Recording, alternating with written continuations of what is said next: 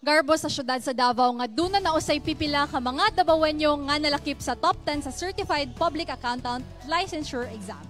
Atong ilaylahon ang pipila kanila pinaagis ni Lawrence Igloria. Hulagway sa inspirasyon ang ipakita sa pipila ka Davaoenyong top-notcher sa baguhay lang nga nahumang licensure exam alang sa Certified Public Accountant. Duha kanila mao si Rica May Marbebe o Jasper Enumerables. Ako si Rica May D. Marbebe. I'm 23 years old. Nagpuyo ako sa Sitio Soriano, Cataluñan Grande, Davao City. Ako si Jasper J. Enumerables. I'm 23 years old. Taliwala sa hagit sa pinansyal nga aspeto, wala kini nahimong babag para kang Rica nga magpadayong kabuto ng iyang pangandoy sa kinabuhi. Gikan sa elementarya, may pakita na og pinasahing talento si Rica, isip makanunayong achievers sa klase. Agani migraduar kini isip summa cum laude sa usa ka universidad sa syudad. Amo ang panginabuhi dyan ang istisod.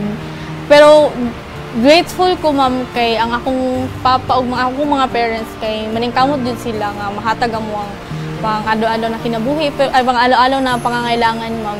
Dili ko sa ingon na kanang mahatagan yung mga kanang luxury or kanana pero kanang at least mahatag sa mo ang basic needs ma'am. No, nang grateful kay ko ma'am. Walay kabutngan ang kalipay ni Rica ingon man sa iya mga ginikanan nga nahimo siyang top 5 sa kapin 9,000 ka mga nag-exam. Hala, natampay ba na ko na itong birthday na akong hilak mo. Nagikugaw na ako akong mga parents, ako ang mangod, ana. Mutupitin ako hilak ako. Ako nag-expect mo, good ma'am. Wadyo ko nag-expect. As in, muto, nalipad yung kumain yung ma'am nga kanang gihatag sa kuha ang kanang spot bitaw for top notcher. Kay, para sa ako, good, muragisod siya kuhaon ma'am, given na daghan kay takers and then daghan kay mga bright, especially sa mga big school sa Manila. Sama ni Rica, usapod si Jasper nga nalakip sa top 10, nga nakuha ang spot isip top 8. Dagan manghagit ang iyang giatubang sa pagkabot sa maong pwesto, apan nagpabiling kining ligon og determinado. Ang perception yun ako sa accountancy kay lisod yun sa akong kuya, accountancy yung pudgi kanya, marag kinashare po niya bang lisod yun kayo po sa ano. Yan mo to, nagtanaw na ko, lisod yun siya nga, sa kuno na, upasa na lang ko ana.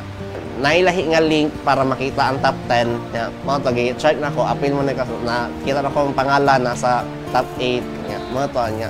Happy kaya akong parents, gingnan ako sila, happy kaya akong parents. Ang kuya po, gingnan ako. Si Rica og Jasper ang nagpamatuod nga walay pangandoy nga lisod kabuton kung paresan og kakugi ug pagpaningkamot.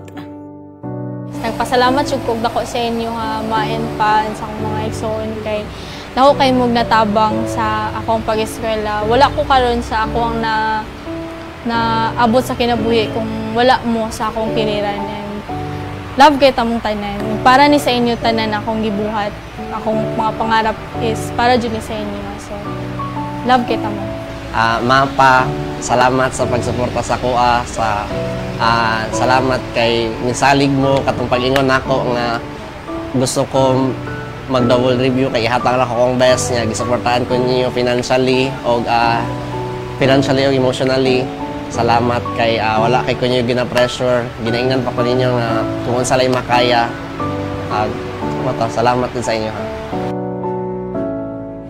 Lain pang duha ka Davaoenyo nga nalakip sa top 10, mao sila Axel Vox Ompod ug Lyle Joy sa Torinas, pulos top 6 gikan sa University of Southeastern Philippines, Davao City. Congratulations sa ato mga Davaoenyos. Para sa Manayaw Davao, ako si Lawrence Igloria.